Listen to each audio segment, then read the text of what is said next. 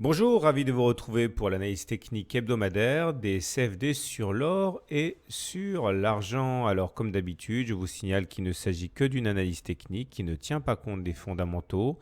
Et ce sont les fondamentaux qui doivent vous décider à acheter ou à vendre, hein. Ce n'est pas l'analyse technique. L'analyse technique n'est là que pour le timing. Alors, on commence donc par la tendance sur l'or en unité de temps hebdomadaire. Vous voyez, chaque bougie correspond ici à une semaine de cotation.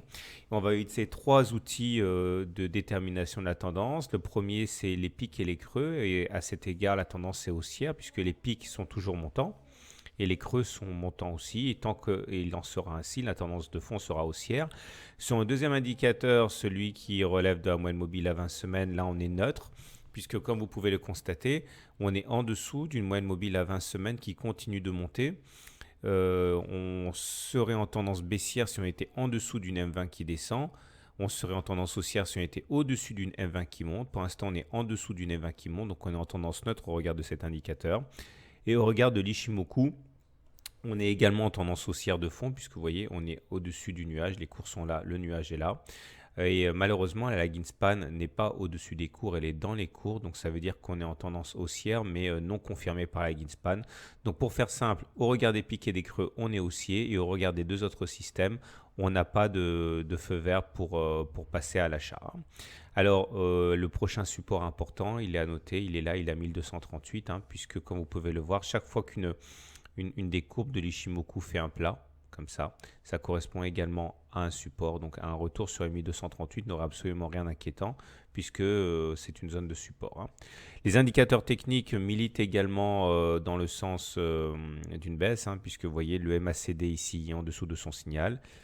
Le RSI est en dessous de 50 et le momentum est en dessous de 0. Ces trois indicateurs, lorsqu'ils sont sur des niveaux tels que je viens d'exposer, montrent qu'on a plus de chances de faire un plus bas que d'avoir assisté au plus bas.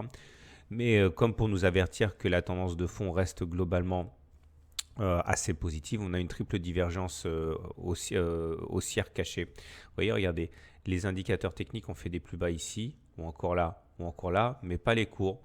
Ça veut dire que la baisse en cours est assujettie quand même à certains problèmes, et qu'on peut avoir un retournement de tendance à la hausse très très violent à n'importe quel moment. Graphiquement, voilà ce que l'on a. On était dans un biseau ascendant que vous connaissez bien. Ces biseaux ascendants se cassent plus souvent par le bas que par le haut. Ça a été chose faite ici. Et normalement, on va chercher les points auxquels on a attaché la partie basse du biseau. Donc ça veut dire qu'au regard de cette indication-là, on pourrait tout à fait aller chercher 1200 $ l'once. Ce serait absolument envisageable. Et il n'y a qu'un dépassement des précédents plus hauts ici qui invaliderait cette perspective de retour sur les 1200 $. Donc pour faire simple et résumer, la tendance sur l'or est toujours fondamentalement haussière à moyen long terme, mais à court terme, rien ne garantit qu'on ait terminé de baisser, bien au contraire. Concernant l'argent maintenant, c'est la même chose. Vous voyez, les pics sont ascendants, les creux sont ascendants, donc on est en tendance haussière au regard de cet indicateur, mais on est en dessous d'une M20 qui monte, ce qui veut dire qu'au regard de ce second indicateur, on est en tendance neutre. Et pour l'Ishimoku, c'est pareil, vous voyez, on est au-dessus du nuage, ça c'est bien, mais la consolidation n'est peut-être pas terminée. Les indicateurs techniques montrent bien qu'on a plus de chances d'aller plus bas que d'avoir fait les plus bas, puisque regardez le MACD en dessous de son signal, le RSI en dessous de 50, le momentum est en dessous de 0. Là aussi, on retrouve notre triple divergence haussière cachée avec des indicateurs qui font des plus bas sur un laps de temps où les cours ne font pas de plus bas. Ça veut dire que la tendance peut s'inverser à n'importe quel moment et de manière assez violente. Là aussi, graphiquement, on voit qu'on est dans une situation où on a cassé un support important et donc du coup, on est dans une situation assez délicate. On est coincé dans un biseau d'élargissement descendant.